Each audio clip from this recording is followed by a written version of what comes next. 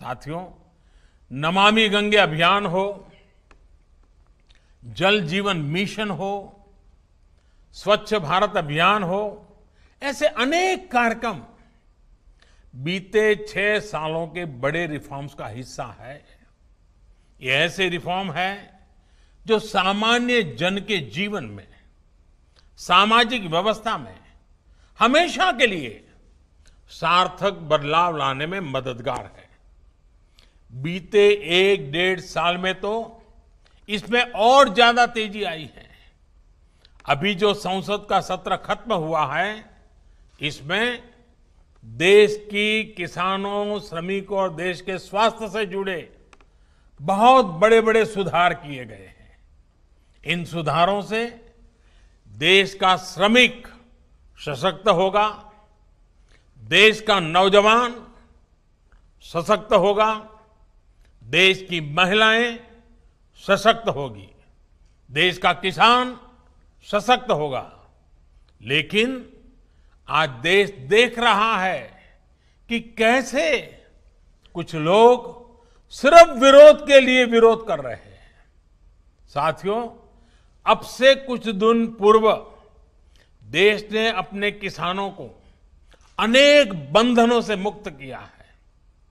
अब देश का किसान कहीं पर भी, किसी को भी अपनी उपज बेच सकता है। लेकिन आज जब केंद्र सरकार किसानों को उनके अधिकार दे रही है, तो भी ये लोग विरोध पर उतर आए हैं।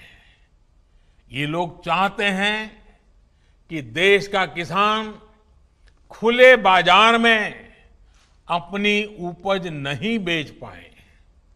ये लोग चाहते हैं कि किसान की गाड़ियां जब्त होती रहें, उनसे वसूली होती रहे, उनसे कम कीमत पर अनाज खरीदकर बिचौलिए मुनाफा कमाते रहें।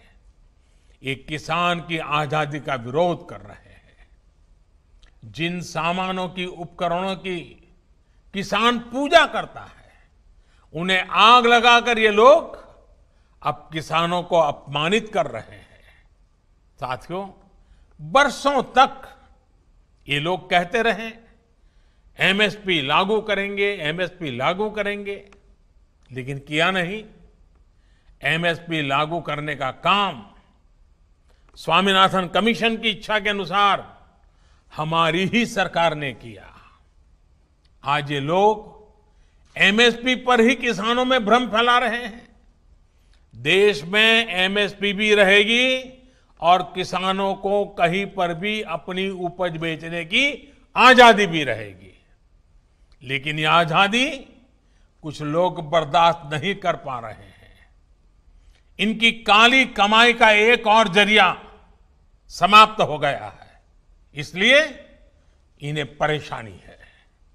साथियों, कोरोना के इस कालखंड में देश ने देखा है कि कैसे डिजिटल भारत अभियान ने, जनधन बैंक खातों ने, रुपे कार्ड ने लोगों की कितनी मदद की है। लेकिन आपको याद होगा, जब यही काम हमारी सरकार ने शुरू किए थे, तो ये लोग इनका कितना विरोध कर रहे थे। इनकी नजरों में देश का गरीब, देश के गांव के लोग अनपढ़ थे, अज्ञानी थे। देश के गरीब का बैंक खाता खुल जाए, वो भी डिजिटल लेन देन करें, इसका इन लोगों ने हमेशा विरोध किया।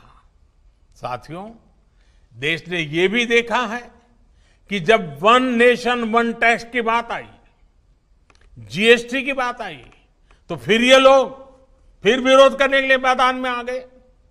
जीएसटी की वजह से देश में घरेलू सामानों पर लगाने वाला टैक्स बहुत कम हो गया है। ज्यादातर घरेलू सामाने, रसोई के लिए जरूरी चीजों पर टैक्स अब या तो नहीं है या फिर 5% से भी कम है।